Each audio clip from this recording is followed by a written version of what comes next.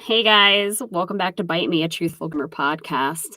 Um, so every time I start, I'm always like, okay, how are we going to tie this in? What did we talk about last week? But I know I can see it before me. I just hope that the episodes are coming across organic. I really am enjoying filming them for you guys, and hopefully you're enjoying it at home as well. I've never done this before. This is a new avenue for me. I think a couple podcasts ago, I encouraged you guys to go out and start new adventures and work for yourself. And I can honestly say, I mean, almost every time I've taken a leap like this, I've been really grateful that I did it. So podcasting, yeah, I strongly recommend. But that's a little off topic. Last episode, we talked about narcissism and what that means for us, not just in a relationship with the narcissist, what that means, for society as a whole, that narcissism has kind of taken on this insidious effect of the United States. We touched on it very lightly, but most of my viewers are victims of narcissists, so I think you guys get the gist. We're going to do a longer season about it, but for now, being the episode right after the narcissistic episode, we're going to talk about PTSD. And I know that you guys know what that is. That's post-traumatic stress disorder. This is something that you will typically have after the fact of the narcissist, because they don't just leave you, do they? No, they leave you in a wake of chaos, and you got to clean up the mess. Our broken system enables narcissism in the United States. And then what happens is we have PTSD from the narcissist we've dealt with, and then we go to court with them, and then we got to deal with PTSD from the system. So that needs more attention, and PTSD as a whole needs better clarification. PTSD, post-traumatic stress disorder, comes in different forms. There's something called complex PTSD. That's where you've got layers of it, like I do.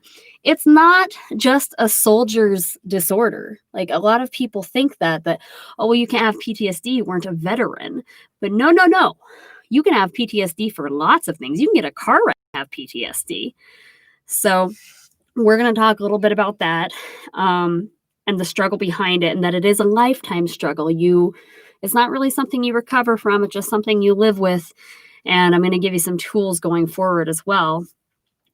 Due to the reality that is the broken justice system and grossly neglected system in the United States, many of us struggle with PTSD or post-traumatic stress disorder as a result of narcissistic abuse. Many a time I've heard utterings of, that's just a soldier's issue. Again, no, it isn't. I would liken dealing with a narcissist or having survived a narcissist to going to war, which admittedly I have not, but I do know what it is to fight for my life. And that's intense. I know that many of you at home listening to this, there's just the stories I've read on TikTok alone. I know many of us escaped the narcissist just barely an inch within our lives. I know that the court system laughed at us. I know that you still probably have to share children with that narcissist to this day. And that's hard. That's intense. That's PTSD. And you're reliving that every day in your life, in your dreams. It doesn't go away. Coping with PTSD is more than just a depressive thought or an episode. It's in the subconscious of our mind. It's a constant reminder that some parts of us are in fact broken and will never be repaired. And that statement isn't one of sadness. It's just one of acknowledgement, and that's okay. It's just meant to make you aware. The shame isn't our burden to bear. Our recovery is. A TV show, a sound, a smell, a white male president giving yet another self-serving speech. These are triggers. It doesn't go away. You just learn how to navigate around them. And women especially, you're likely bearing children or have a career to keep up with, or both. And the task of keeping up with PTSD in the back of your mind in and of itself is exhausting while you're dealing with daily daunting tasks. I'm with you. And I know how you feel. It's a struggle every day. It is. It really is. And it does make us stronger. And I almost hate when people say that. They're like, well, what doesn't kill you makes you stronger. It's like, yeah, but I didn't choose this person.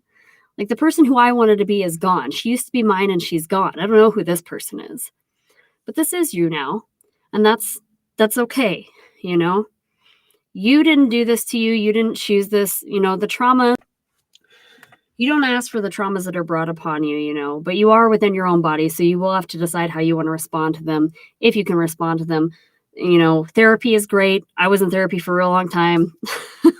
Some of them I like, some of them I didn't, but Um, in my 34 years of therapy, though, I encountered a great many of them in my effort to recover, and some nuggets of wisdom were dropped upon along the way that really did help.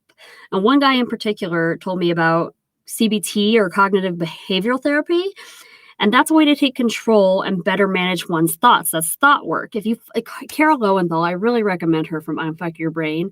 She does really good thought work. But a tool you can use is sometimes it helps. Just if you're having a moment, just to simply stop and ask, where am I and what am I doing right now? What about this is true? What isn't true? What other thoughts or possibilities may be out there? And then remind yourself that in that moment you're safe. Hopefully you're in a place where you're safe. I know for me personally, if I'm triggered or if I'm having an episode where I'm kind of going back in my mind, it helps to really ground myself. And I mean literally ground, like put your feet on the ground and feel things, tangible things around you, and breathe and come back to yourself and just say, we're safe now, you know? In the book is Letting Go of Fear, Gerald Jampolsky outlines that toxicity, that shame is a toxic emotion. And I know that Brene Brown touches on that too. She's really good too. But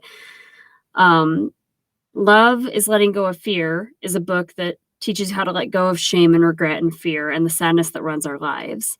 And one could never say that PTSD is a choice, but we do, again, have a choice how we respond to certain situations by reminding ourselves. And this is key, you guys.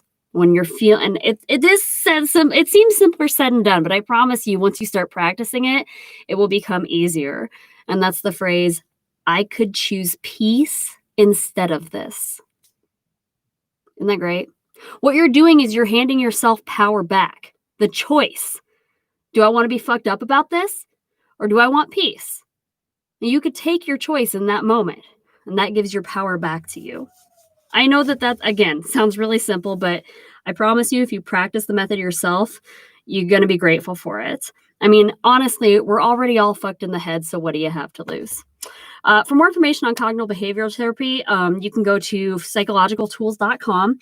And again, that book is called Love is Letting Go of Fear by Gerald Jampolsky. It's available on Amazon.